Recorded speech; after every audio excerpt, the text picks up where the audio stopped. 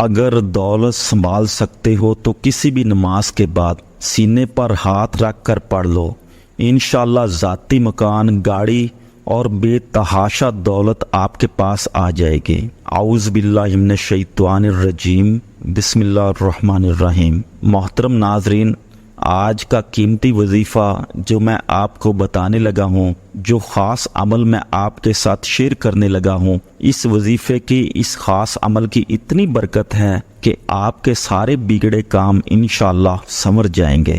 آپ کا دولت کا مسئلہ ہے یا لڑائی جھگڑے کا مسئلہ ہے، گھر میں تنگ دستی ہے، محتاجی ہے، تنگ حالی ہے، گھر میں لڑائی جھگڑے بہت زیادہ ہو گئے ہیں، اور اگر گھر میں کوئی آپ کی بات نہیں مانتا، یا کاروبار میں برکت نہیں، منافع نہیں، کاروبار چل نہیں رہا، تو بس یہ ایک دفعہ آپ وظیفہ کر لیں، اس سے انشاءاللہ جو معجزات ہوں گے وہ آپ دیکھتے رہ جائیں گے۔ دوستو، کافی لوگ ایسے ہیں جو وظیفے کر کر کے تھک گئے ہیں، لیکن ان کو کامیابیاں نہیں ملتی، ان کے راستے میں طرح طرح کی رکاوٹیں ہیں، طرح طرح کی بندشیں ہیں، جن کی وجہ سے ان کو کہیں بھی کامیابی نہیں ملتی۔ تو وہ بھی یہ وظیفہ کر لے، ان کے لیے بھی یہ ایک خاص عمل ہے، وہ اس عمل کو، اس وظیفہ کو کر لیں تو انشاءاللہ اللہ پاک ایسا معجزہ فرمائیں گے، اللہ پاک ایسا کرم فرمائیں گے کہ آپ کی تمام مشکلات، تمام پریشانیاں بہت جلد ختم ہو جائیں گے۔ دوستو، آج کے دن یہ خاص وظیفہ کیجئے،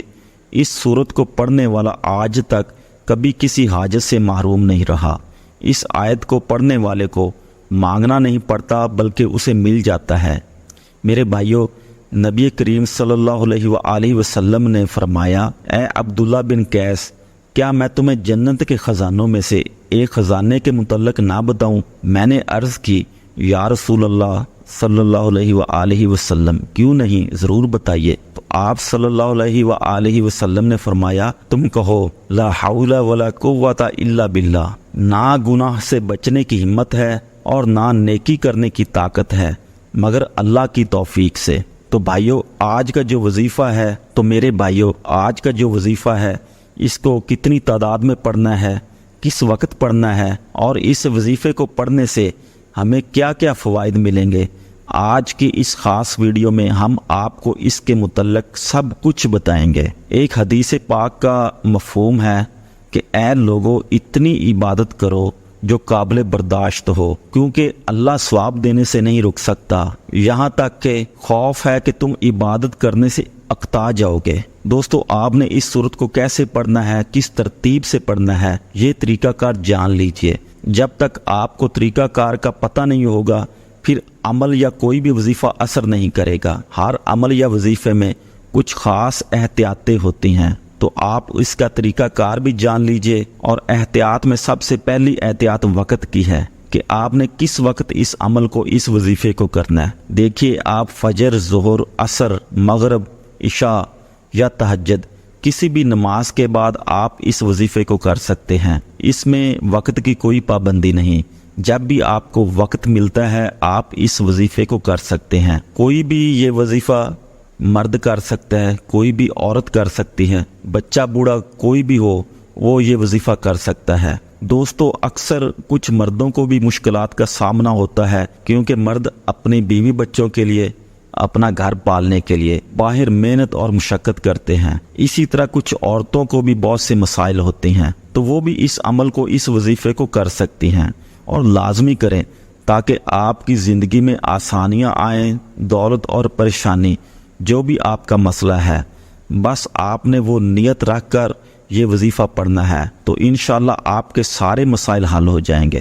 اس وظیفے کی برکت سے اللہ پاک کی آپ پر خصوصی رحمت ہوگی۔ عورتیں بھی اس کو کسی بھی وقت کر سکتی ہیں، اپنے خاص دنوں میں بھی اس عمل کو کر سکتی ہیں، اس میں ایسی کوئی پابندی نہیں۔ اگر آپ پہلے کوئی عمل کرتے ہیں، کوئی وظیفہ کرتے ہیں، کوئی تسبیح کرتے ہیں، تو اس کے فوراً بعد بھی آپ اس عمل کو کر سکتے ہیں، اس میں کوئی حرج نہیں ہے۔ دوستو، وقت کو مد نظر رکھ کر وظیفے کی طرف چلتے ہیں۔ تو سب سے پہلے اعوذ باللہ من الشیطان الرجیم، بسم اللہ الرحمن الرحیم، یہ پڑھ لینا ہے، یہ وظیفے کا لازمی حصہ ہے۔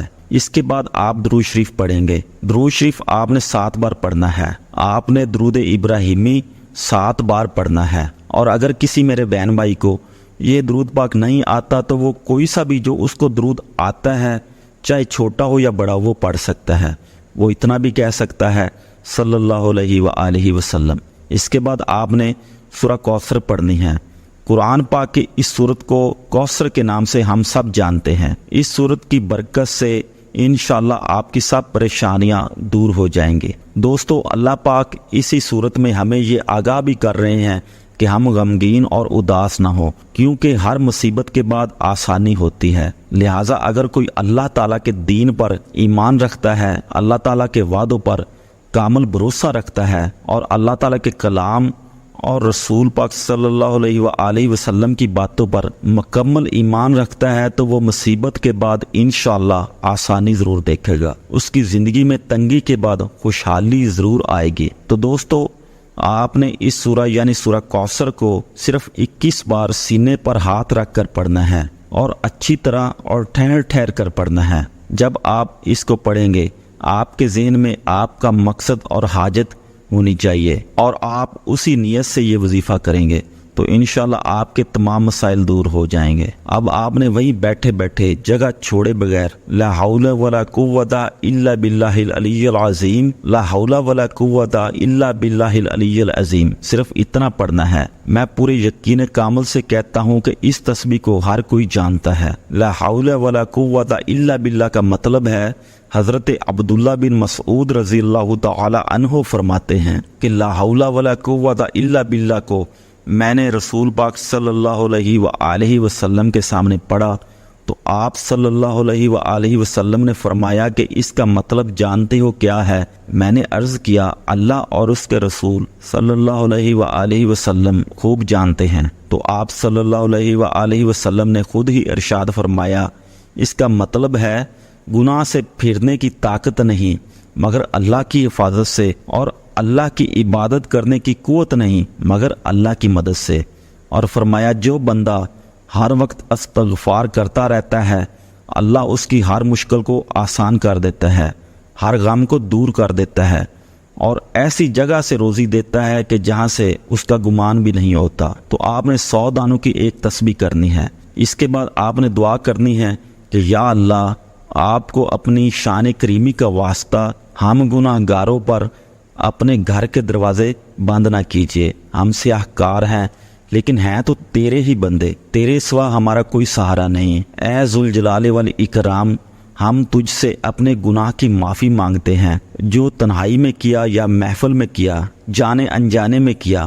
اللہ اپنی شان کریمی کے صدقے، اپنے کعبہ کی عظمت کے صدقے ہمیں معاف کر دے۔ تمام دوستوں سے گزارش ہے کہ اللہ تعالیٰ کے 99 ناموں میں سے ایک نام آپ ضرور ٹائپ کریں۔